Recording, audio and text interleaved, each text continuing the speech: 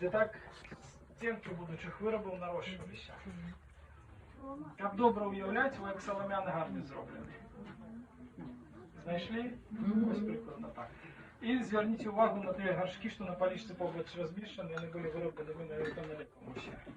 Просто і форму отримлювалися, толстостенні, тяжкі. Де-нідзе так посуд вироблявся на Білорусі на середині 20-го століття.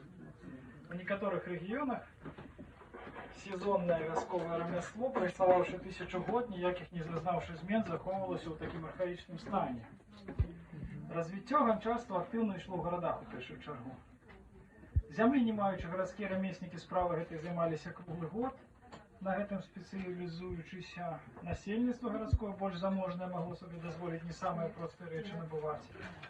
І вось паступова, дзякуючы гэтым ды некаторым іншым фактарам, асартымент вырабаў пашыраўся, ды некі пачаў на посудзе з'яўляцца дэкор. Кап стаў нам варыць гэты гаршочак, што будзе неабходна рабіць яшчэ.